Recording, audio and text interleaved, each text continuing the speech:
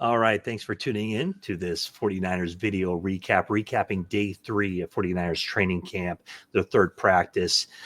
Full disclosure, I was not out there for practice, getting the stitches removed. And as I've told you, everything's fine with the face other than, you know, there's only so much you can work with here, but health-wise, everything cool. So we'll move on from that. But yeah, I just had a little procedure a week ago, stitches removed today. So I'm on the mend. Soon you won't even be able to tell. Hopefully I look a little bit less like Frankenstein every day you see me. But the news of the day is Brock Purdy was not out there on the practice field. The 49ers granted him a personal day, something that they knew was coming. No big surprise. Don't want to get into the speculation of or talking too much about it, but suffice it to say, he is expected back out at practice on Sunday.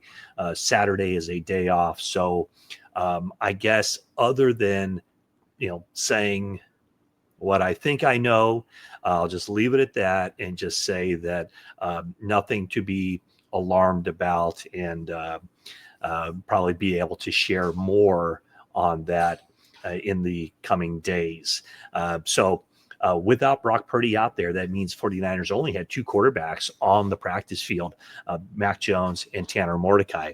As they enter this training camp, there are only 3 quarterbacks, really 3 usable quarterbacks, I guess, on their 90-man roster, with Curtis Rourke, the 7th-round draft pick, being on the NFI list as he recovers from the ACL surgery. So the quarterback situation, again, through reports, talking to my colleague Jennifer Lee Chan, Mac Jones had an interception during practice on Friday as Jair Brown, who's competing for a starting spot, competing to hold on to that spot, came up with the pick. The one thing that probably the most alarming part of what was seen on the practice field on Friday, Renardo Green, who had a very good practice up to this point and has had a good camp up to this point. Not many passes completed on Renardo Green. Apparently there was a throw later in practice, a deep ball to Juwan Jennings, and Renardo Green came up favoring his leg after that. Some of the speculation is a hamstring injury, but I can just say the amount of running during training camp done by wide receivers and cornerbacks makes those 2 positions probably the most susceptible to injuries of this nature, especially after the first 3 days of practices. Day off on Saturday, as I mentioned. Jacob Cowing, wide receiver, he did not practice again on Friday due to the hamstring injury that he sustained basically in warmups before the first practice. So let's keep an eye on Jacob Cowing and Renardo Green. Without Renardo Green out there, probably Trey Brown is the team's number 3 cornerback outside. He's also competing. Trey Brown is a free agent pickup from the Seattle Seahawks, also competing to be the nickelback. He competes against Upton Stout. So those are kind of the news of the day. Everybody practiced on this particular day except for Cowing and except for Brock Purdy. So again, we'll keep an eye on Renardo Green. My early suspicion is anytime you're talking about a likely soft tissue, lower body type of injury, that player can be expected to miss some period of time. How much? We'll see where it goes from here. The other thing to keep an eye on that came out of this practice and is something that will certainly be monitored throughout training camp and into the preseason is the kicker competition. Blow the trumpets. Kicker competition 2025. What's going to happen? Where will you be when the decision is made? Jake Moody had a better day on Friday than did Greg Joseph, the veteran competition.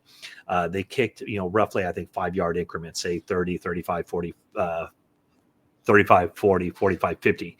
And Joseph was 2 for 4 on his kicks, who had probably had a like minimal advantage as far as just the accuracy over Jake Moody. Jake Moody was 3 for 4, missing from 50 yards. Kind of the takeaways are on this day, it was all about special teams for the 49ers and the media coverage. They brought in Brant Boyer, the special teams coordinator, Thomas Morstead, the veteran punter / holder, and also Jake Moody spoke to the media, and Greg Joseph was scheduled as well. Moody talked a lot about his new approach. It was something that he considered after last season of just tightening up his approach to these kicks. He's always had plenty of leg. The question has been the accuracy, and certainly the accuracy failed him last season after he missed time with the injury. The high ankle sprain, came back and was not good. I think it was 11 of 20 after coming back from the injury. So he wanted to, I think he said it's kind of conflicting thoughts. Does he just stick with what he did, thinking that his inaccuracy issues were to blame, or the high ankle sprain was to blame for the inaccuracy issues, or mix it up? He said he looked at a lot of veteran guys. He mentioned Matt Prater, he mentioned Mason Crosby, and he mentioned Adam Vinatieri as guys who reduced later in their careers the 3-step drop to a 2-step drop. And what he said was that first step, the first of 3 steps for him, was a jab step that he said he became kind of inconsistent with. And so he's eliminated that. He says that he feels like it's now second nature after doing this for so many hundreds of times through this process of changing. If he went back to the 3-step, it would feel like he'd never done it before. It's tightening up that motion. Boy, we're getting into the weeds here with the kickers, but tightening up that motion can't help but make him more consistent in striking the ball. The downside is you give up a little bit of length, but he really downplayed that part of it. He said it's only a yard or 2 distance that he feels like he's sacrificing by making that adjustment. So the adjustment, it looks like he's kicking the ball very well. Brant Boyer, the special teams coordinator, conceded, in his mind anyway, that Moody was going through some confidence issues last season. Of course, Brant Boyer wasn't with the 49ers last year. He was the special teams coordinator with the Jets, but he believes that Moody is doing very well, adapting to the new mechanics, not only his mechanics, but also just how the 49ers go through this with a new long snapper, a new holder. And he believes that with John Weeks as a long snapper, the get off time has been quickened up, which means, the quicker you can get that ball in the air, the least likely or the less likely the opposition has of blocking any field goals. So Morstead, also a 39-year-old punter, said he's really impressed by what he's seen from Jake Moody, in that he believes that Moody isn't just some young guy trying to figure out. He says that he has a really good head on his shoulders, and he believes that he has kind of figured out or kind of settled into a routine of what works for him.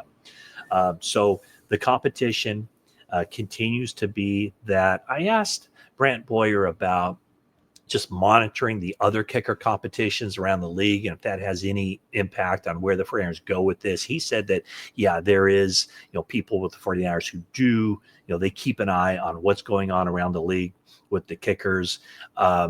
We'll see. I mean, I've said numerous times, I believe it, that Moody would really have to fall on his face, I think, to not be the kicker to open the season, because I just don't think that, if you go with Moody, I think you can always, if you're the 49ers, go to Greg Joseph. Greg Joseph has had a difficult time kind of latching on and finding his role in the NFL after he had 3 years with the Minnesota Vikings.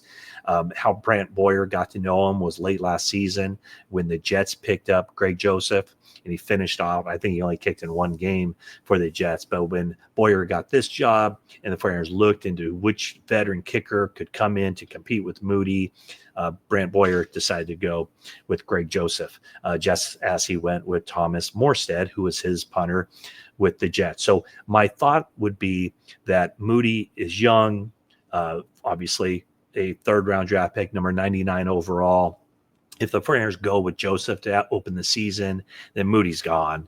Some other team will get him, I would think, and give him a shot. Or also, if you're a third round pick, number 99 overall, and your team ends up releasing you, I just don't know that you could go back to that team. That's why I think Moody, more than likely, again, unless Joseph just clearly beats him out, I think Moody's probably going to be the guy. But then if Moody falls on his face early in the season and the 49ers just say, that's it, can't do it anymore, we need a new kicker, I don't think Greg Joseph is going anywhere. So I think they can bring him back. But that's kind of the rundown from 49er land as practice 3 is in the books. And no practice on Saturday.